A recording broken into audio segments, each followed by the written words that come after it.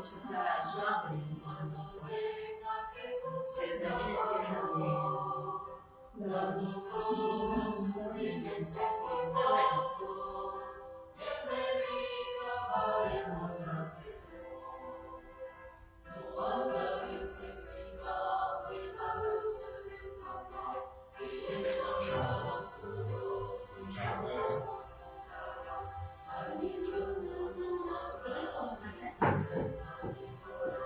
porque entonces Jesús, el Rey del cielo, para siempre será el consolador. Esperamos la mañana gloriosa para dar bienvenida al Dios de amor, donde todo será color de rosa en la santa presencia del Señor. No habrá necesidad de la luz el resplandor, ni el sol dará su luz, ni tampoco su calor. Allí llanto no habrá, ni tristeza ni dolor, porque entonces Jesús, el Rey del cielo, para siempre será el consolador.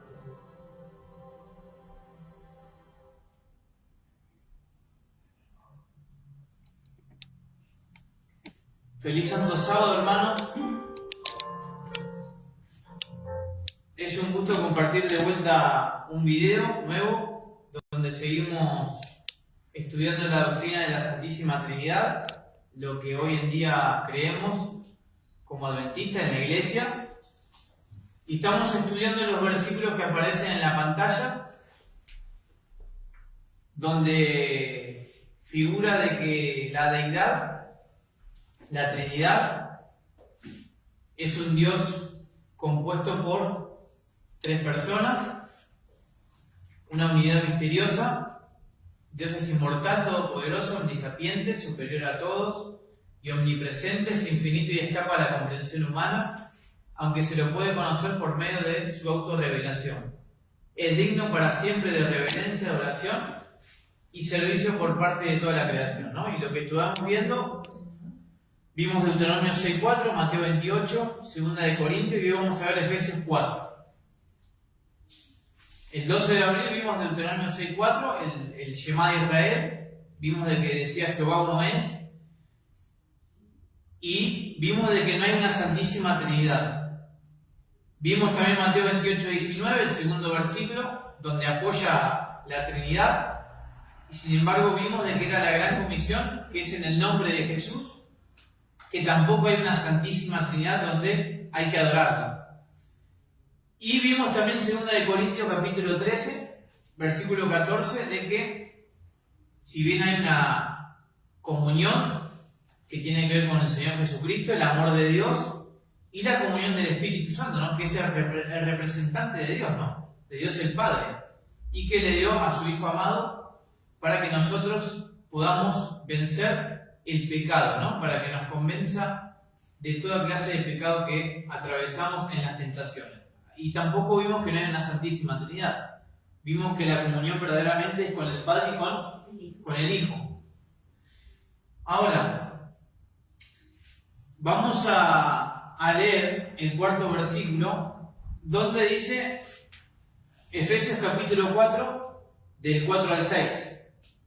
Efesios capítulo 4, versículo 4 al 6. Este versículo nos dice que hay una Santísima Trinidad.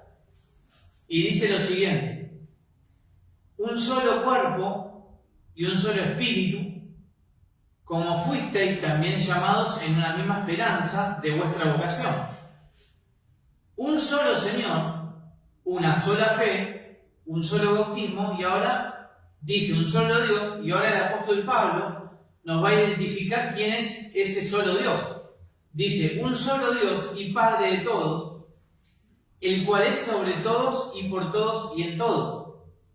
Entonces, la pregunta es, ¿en qué parte de este versículo que está apoyando la Trinidad dice que Dios Padre, Dios Hijo y Dios Espíritu Santo? O sea, nos está metiendo un versículo están tergiversando la verdad con la mentira, como queriendo apoyar que acá dice un solo Dios, Trinidad, pero acá no dice un solo Dios y Padre.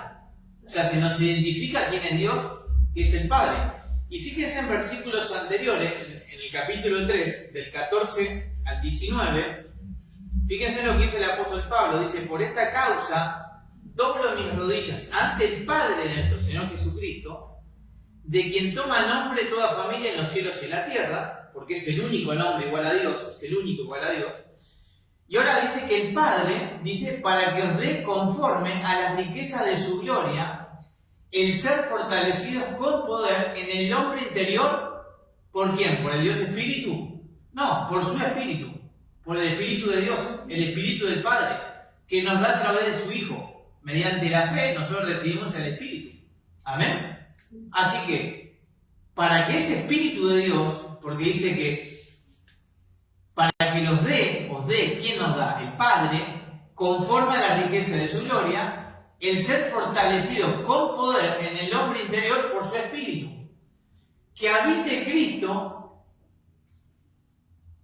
por la fe en vuestros corazones, a fin de que arraigados y cimentados en amor, en el amor de Dios, ¿no? Que es el don de ¿quién? De Cristo, ¿no? Que ha enviado a su Hijo unigénito, dice, a fin de que arraigados y cimentados en ese amor que tuvo Dios, seáis plenamente capaces de comprender con todos los santos cuál sea la anchura, la longitud, la profundidad y la altura, y de conocer el amor de Cristo, que excede a todo conocimiento, para que seáis llenos de toda la plenitud de Dios, del Padre. En eso se basa el amor de Dios, en que ha enviado a su Hijo. Y nos está diciendo que el Espíritu que trabaja en nosotros, acá en la tierra, es el mismo Espíritu del Padre, a través de su Hijo. Porque dice que somos fortalecidos con poder en el hombre interior por su Espíritu. Amén. Entonces,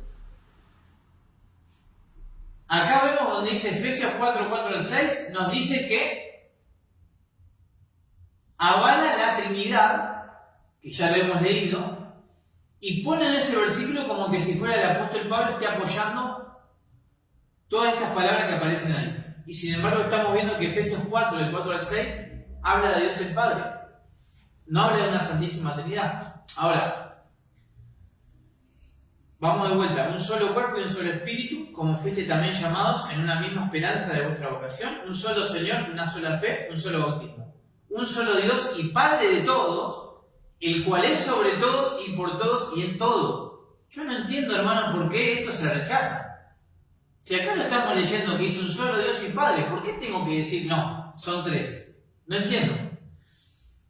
Primera de Corintios 8, 6, del 4 al 6 vamos a leer. El apóstol Pablo también nos dice: acerca pues de los alimentos que se sacrifican a los ídolos, sabemos que un ídolo nada es en el mundo, y que no hay más que un Dios, aunque haya algunos que se llamen dioses, sea en el cielo o en la tierra, como hay muchos dioses y muchos señores. Para nosotros, sin embargo, escuchen lo que dice el apóstol Pablo ahora, que hoy la iglesia dice que es mentira. Dice: para nosotros, sin embargo, solo hay un Dios, el Padre, del cual proceden todas las cosas y para quien nosotros existimos, y un Señor Jesucristo, por medio del cual han sido creadas todas las cosas y por quien nosotros también existimos. Yo creo que más claro que estos versículos, hermanos, no hay. Más claro que el apóstol Pablo, que diciendo que hay un solo Dios y ese Dios es el Padre. ¿Por qué tenemos que contradecir las Escrituras? ¿Por qué tenemos que tomarnos atributos de autoridad que no nos corresponden a nosotros? Tenemos que meter conceptos humanos. En la parte de la enseñanza de la Trinidad, donde dice el punto 2, una relación práctica, dice, dentro de la deidad, o sea, la Trinidad, ¿no?, existe la economía funcional. Dios no duplica necesariamente su obra. El orden es la primera ley del cielo y se manifiesta en formas ordenadas de actuar. O sea, hay diferentes manifestaciones dentro de la Trinidad. Este orden surge de la unión que existe entre los componentes de la Trinidad y sirve para preservar dicha unión. Y ahora escuchen. El Padre parece actuar como fuente escuchen lo que dice, el Padre parece actuar como fuente, el Hijo como mediador y el Espíritu como actualizador o aplicador. ¿Qué nos está diciendo la doctrina de la Trinidad? Que el Padre parece, o sea, que el Padre no es Padre, porque el Padre parece, pero no es Padre. Como son tres, pero es un solo Dios, entonces claro, son tres, digamos, formas de manifestarse, lo está diciendo acá, para preservar dicha unión. Entonces, como el Padre, digamos, parece actuar, pero no es Padre, el Hijo parece actuar como mediador, pero no es Hijo, y el Espíritu como actualizador, pero no es Espíritu. ¿Por qué? Porque son un solo Dios. Ahora, ¿dónde la Biblia dice? Fíjense que no hay ningún versículo bíblico acá, en esta doctrina, donde nos diga dónde dice semejante disparate. Esto es todo palabra de hombre. La Biblia es clara cuando dice que Dios es el Padre de Cristo, ya lo vimos, y que el Hijo es el mediador, 1 Timoteo 5. Pues hay un solo Dios y un solo mediador entre Dios y los hombres. ¿Quién es? Jesucristo, hombre. ¿Cómo que parece que el Hijo es mediador? Ahora, en la entrega del reino en el final de la historia, ¿no? ¿Dónde está el Dios Espíritu Santo? Este tercer Dios, ¿dónde está? ¿Será que el tercer Dios Espíritu Santo estará en la entrega del reino? Porque a Jesús se le fue entregado el reino, ¿no? ¿Será que el tercer Dios Espíritu aparecerá, digamos, entregando el reino, devolviéndole? ¿Participa el tercer Dios Espíritu Santo de la Santísima Trinidad en el final de la historia? Vamos a leer un versículo. 1 Corintios capítulo 15, del 24 al 28, que es un versículo muy lindo porque habla de cómo el Padre y del Hijo, ¿no? Que el Hijo le devuelve al Padre. Vamos a leerlo. Versículo 24 dice: luego el fin, cuando entregue el reino al Dios Espíritu Santo, ¿dice eso? Cuando entregue el reino al Dios y Padre. O sea, no dice al Dios Espíritu Santo, no, dice al Dios y Padre. Cuando haya suprimido todo dominio, toda autoridad y todo poder, preciso es que Él reine hasta que haya puesto a todos sus enemigos debajo de sus pies. O sea, está hablando de Cristo, ¿no? Cuando Cristo después le devuelve el reino al Padre. Y el postrer enemigo que será destruido es la muerte, porque todas las cosas las sujetó. ¿Quién las sujetó? Dios el Padre la sujeta a su Hijo, debajo de sus pies. Y cuando dice que todas las cosas han sido sujetadas a Él, claramente se exceptúa aquel. ¿A quién se exceptúa? A Dios el Padre se exceptúa, porque el Padre no está sujeto a nadie. El Padre dio todo a su Hijo y el Hijo está sujeto al Padre. Entonces, porque todas las cosas las sujetó debajo de sus pies, y cuando dice que todas las cosas han sido sujetadas a Él, claramente se exceptúa aquel que sujetó a Él todas las cosas. Es decir, el Padre obviamente no está bajo de nadie. ¿Por qué? Porque el Padre, digamos, es la cabeza de Cristo. Y le ha dado a Cristo todo que tenía Dios el Padre. Ahora, la pregunta es: ¿dónde está Dios Espíritu Santo acá? Que alguien me pregunte, si alguien está leyendo el video, se está escuchando, que me conteste dónde está el Dios Espíritu Santo en la entrega del reino. Porque yo no lo encontré. Pero luego dice que todas las cosas estén sujetas, entonces también el Hijo, ¿quién es el Hijo? Cristo, se sujetará que le sujetó a todas las cosas para que Dios sea todo en todos. Dios va a ser todo en todos, ¿por qué? Porque el Padre y el Hijo son uno, y ahora Dios va a estar en todos y en todos. Amén. Filipenses 4 dice: mi Dios, pues, suplirá todo lo que os falta conforme a sus riquezas en gloria en Cristo Jesús. A Dios y Padre nuestro sea gloria por los siglos de los siglos. Amén. Hermano, el apóstol Pablo está lleno de versículos que dice de que Dios es el Padre y que Cristo es su Hijo amado. Vamos a ver un poco los judíos. A ver, ¿por qué los judíos querían matar a Jesús?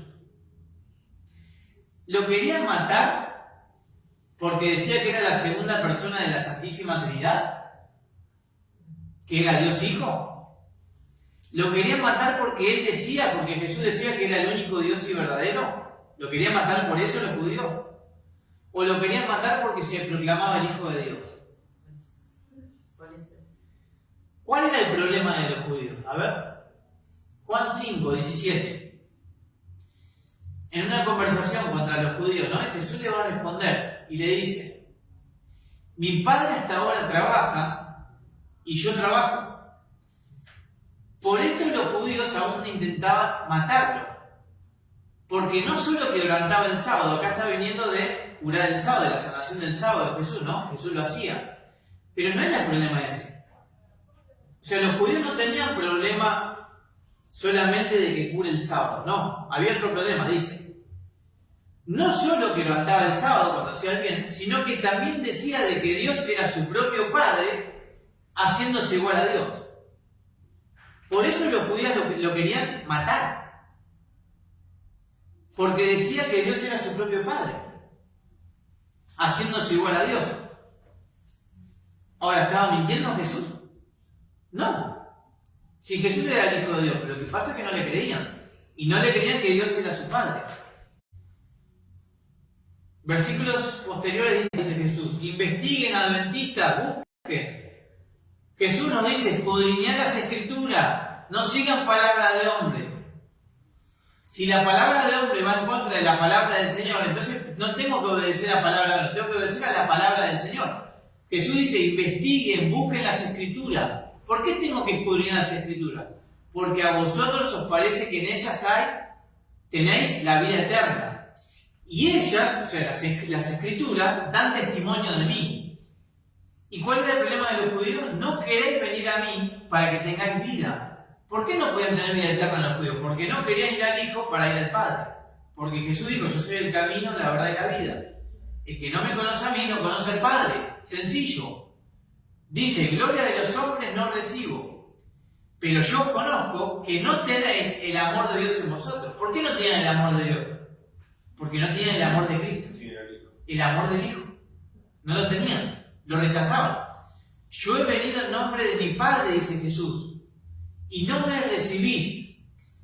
Y ahora escuchen, adventistas: si otro viniera en su propio nombre, así como el Dios Espíritu Santo, si viene en el nombre de Dios, yo lo recibo, dice. Pero a mí no me recibís.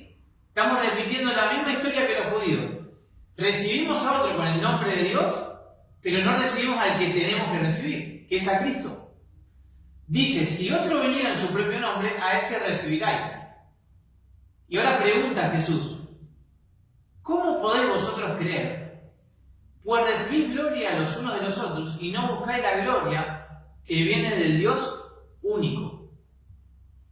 No viene de la gloria del Dios triuno o Trinidad, no. La gloria que viene del Dios único, que es el Dios Padre. Y ahora vienen las consecuencias. Porque esto es lo que estamos leyendo acá, hermano, se vuelve a repetir. Los que crean en el Hijo de Dios van a tener que pasar esto. Los mismos líderes van a ir en contra de los que sigan al Hijo de Dios. Cuando lo vieron los principales sacerdotes y los guardias, estamos hablando acá cuando Cristo lo iban a crucificar, dieron voces diciendo, estos eran los dirigentes, los líderes: crucifícalo, crucifícalo. Pilato les dijo: tomando vosotros y crucificadlo, porque yo no hallo delito en él. ¿Y ahora qué dicen los judíos? Los judíos le respondieron: nosotros tenemos una ley y según nuestra ley debe morir, y acá viene la condenación, porque se hizo a sí mismo Hijo de Dios. ¿Cuál era el problema de los judíos? ¿Porque él se adjudicaba a ser el Dios Hijo? ¿La segunda persona de la Santísima Trinidad? No, el problema no era ese. El problema era porque era el Hijo de Dios. Y nosotros estamos pasando la misma experiencia del pueblo judío. Si rechazamos al Hijo de Dios, estoy rechazando a Dios, al Padre. Y por lo tanto, obviamente, no puedo recibir el Espíritu, porque el Espíritu viene de Dios. Y si no recibo el Espíritu de Dios, ¿qué Espíritu voy a recibir? El Espíritu de otro. Vamos a leer una cita de la sierva del Señor. Dios es Espíritu y sin embargo es un ser personal, pues así se ha revelado. Fíjense las veces que repite un ser personal. No es un Dios multipersonal. Como ser personal, Dios se ha revelado en su Hijo, Jesús, resplandor de la gloria del Padre y la imagen misma de su sustancia, vino al mundo como Salvador personal. Fíjense que dice, Dios, un ser personal, no es un multidios compuesto por 10 personas, sino que dice un ser personal, Dios, uno solo. Y el Salvador personal, Cristo, el Hijo de Dios, dice, vino al mundo como Salvador personal al Señor de lo alto, como Salvador personal intercede en los atrios celestiales. Ahí está la cita, se la pueden buscar. Otra cita, en la creación del hombre. Escuchen esta cita. A ver si eran tres o una Santísima Trinidad.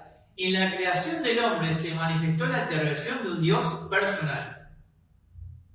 Cuando Dios creó al hombre a su imagen, la forma humana era perfecta en todos sus aspectos, pero carecía de vida. Le faltaba el espíritu. Entonces un Dios personal y autoexistente insufló en esa forma el aliento de vida, el poder de Dios. Y el hombre se convirtió en un ser vivo e inteligente. Todas las partes del organismo humano se pusieron en acción. El corazón, las arterias, las venas, la lengua, las manos, los pies, los sentidos, las facultades mentales. Todo comenzó su obra y todo fue sometido a la ley. Y ahora escuchen lo que dice. El hombre se convirtió en un alma viviente. Por medio de Cristo. ¿Por medio de quién? Pero ¿cómo? No son tres. No es una Santísima Trinidad. Entonces, fíjense, hermanos, que esta cita corrompe la doctrina del hombre de la Santísima Trinidad, porque acá la sierva del Señor dice que Dios, el personal, creó todo por medio de Cristo. El poder todo se lo dio a Cristo, por eso Cristo tiene ese aliento de vida que viene de Dios. Por medio de Cristo, el Verbo, un Dios personal, creó al hombre y lo dotó de inteligencia y poder. La sierva del Señor dice otra cita, Dios es nuestro Padre, tierno y misericordioso. Dios no es tres personas, no es una Santísima Trinidad. Dios es nuestro Padre, ¿lo acepto o no lo acepto? Y cada hijo creyente es objeto de su cuidado especial. Ahora, viendo tanto engaño, ¿no? Yo hago una pregunta.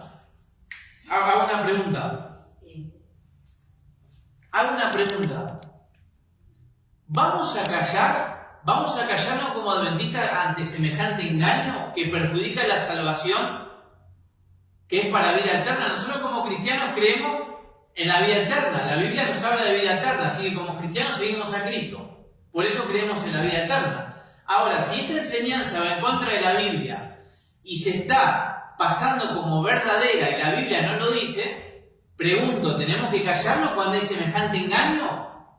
¿O nos olvidamos de que somos protestantes? Cuando decimos el método de Cristo, ¿Cristo era protestante o no? ¿Qué hacía en estos casos? Vamos a leer una cita de la sierva del Señor, a ver si Cristo era protestante o no. ¿Era protestante Cristo o no? Sí. ¿Era protestante? Cristo era protestante. Protestante que protestaba cuando había un engaño. Cuando hay un engaño hay que defenderla con la verdad, con la Biblia. A la ley del testimonio. Y si Cristo era protestante, pregunto, ¿cómo tenemos que hacer nosotros? Tenemos que protestar porque hay un engaño y porque eso perjudica la salvación de los hermanos. Y si yo soy cómplice de un engaño y yo ya lo sé, entonces voy a ser juzgado por el Señor, porque me va a preguntar el Señor, ¿por qué no creíste en la doctrina del hombre? ¿Me va a preguntar eso? No, me va a decir, ¿por qué no defendiste la verdad? Porque Cristo era protestante, dice la sierva del Señor, dice, protestó contra el culto formal de la nación judía que rechazaba el consejo de Dios contra sí misma. Les dijo que enseñaban como doctrinas mandamientos humanos y que eran impostores e hipócritas. Como sepulcros blanqueados, eran hermosos por fuera, pero por dentro estaban llenos de impureza y corrupción. Los reformadores se remontan a Cristo y los apóstoles. Hermanos, los reformadores se remontan a Cristo y nosotros tenemos que volver a repetir esa misma historia. Los reformadores se remontan a Cristo y los apóstoles. Surgieron y se separaron de una religión de formas y ceremonias. Lutero y sus seguidores no inventaron la religión reformada. Simplemente la aceptaron tal como la presentaron Cristo y los apóstoles, como dice la Biblia. La Biblia se nos presenta como guía suficiente, pero el Papa y sus colaboradores la apartan del pueblo como si fuera una maldición, Porque expone sus pretensiones y reprende su idolatría. ¿Por qué tenemos que ser protestantes? Porque detrás de todo esto, ¿quién está? El Papa, el Anticristo. La Iglesia Católica está acá dentro de la Iglesia Adventista. Los jesuitas han tomado la organización y están falsificando el nombre de Adventista. Por eso tenemos que ser protestantes. Cristo era protestante y nosotros ¿qué tenemos que hacer? Protestantes. Sencillo. Dice la célula del Señor. Somos adventistas del séptimo día. Amén. Somos adventistas del séptimo día. Pero lo que te hace adventista no es estar dentro de una organización. Lo que te hace adventista del séptimo día es aceptar el mensaje de los tres ángeles, el mensaje de la verdad presente para este tiempo. Eso es lo que nos hace adventistas. Pregunta la célula del Señor. ¿Nos avergonzamos de nuestro nombre? ¿Y qué tenemos que responder? No lo estamos. Es el nombre que el Señor nos ha dado. Señala la verdad que debe ser la prueba de las iglesias. Ser adventista del séptimo día es la prueba para todas las iglesias. Es una amonestación, una reprensión para todas las organizaciones religiosas. Pero ¿qué ha pasado? Nos han falsificado el nombre adventista. Nos han cambiado la identidad. Y escuchen, adventistas que me están viendo. Escuchen, esto es para todos los miembros individuales que conforman la iglesia adventista. La iglesia adventista del séptimo día debe ser pesada en la balanza del santuario. Será juzgada conforme a las ventajas que haya recibido. O sea, los adventistas tienen una ventaja. ¿Cuál es? La ventaja de tener la verdad y de defender la verdad, de ser protestante. Si su experiencia espiritual no corresponde a los privilegios que el sacrificio de Cristo le tiene asegurados, si las bendiciones conferidas no la capacitaron para cumplir la obra que se le confió, se pronunciará. O sea, ¿contra quién se va a pronunciar la sentencia?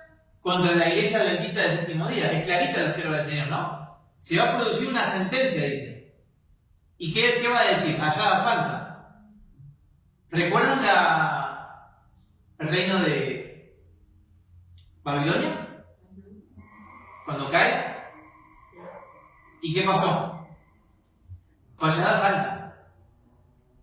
En la pared, hallada falta. Está diciendo lo mismo que va a pasar en la iglesia adventista. Lo mismo como cayó Babilonia. Será juzgada según la luz y las ocasiones que le fueron deparadas. Ahora, la pregunta que les hago a los adventistas que me están escuchando, pregunto, ¿nos estamos dando cuenta del engaño grande que estamos estudiando? ¿Nos estamos dando cuenta que vamos a ser juzgados por la luz que hemos recibido? Y si yo no acepto lo que dice la Biblia, ¿estoy en problemas con Dios?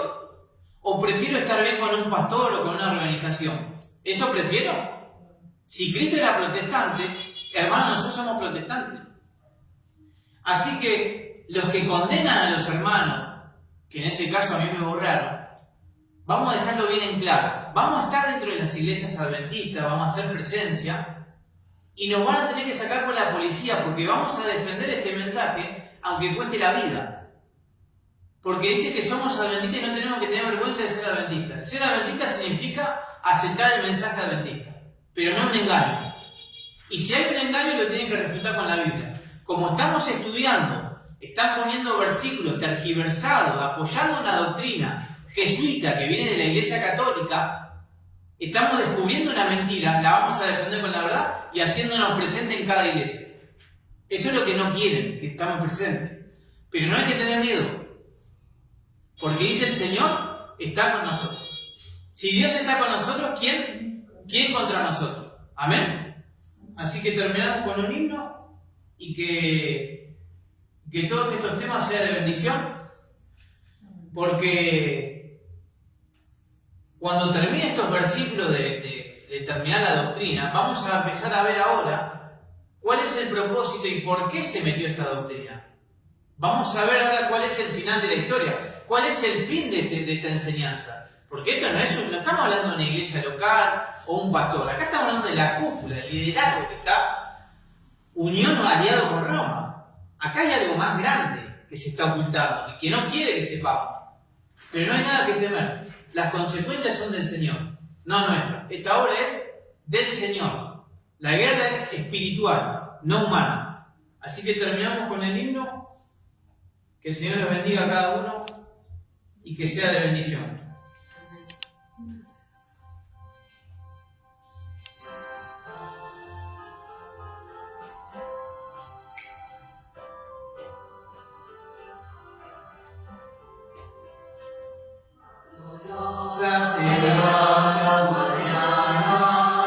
Cuando venga Jesús el Salvador, cuando todos unidos como hermanos, bienvenida daremos al Señor. No habrá necesidad de la luz del resplandor, ni el sol dará su luz, ni tampoco su calor. Allí llanto no habrá, ni tristeza ni dolor, porque entonces Jesús, el Rey del cielo, para siempre será consolado. Esperamos la mañana gloriosa para dar la bienvenida al Dios de amor, donde todo será color de rosa en la santa presencia del Señor. No habrá necesidad de la luz del resplandor, ni el sol dará su luz, ni tampoco su calor. Allí llanto no habrá, ni tristeza ni dolor, porque entonces Jesús, el Rey del cielo, para siempre será consumado. Amén.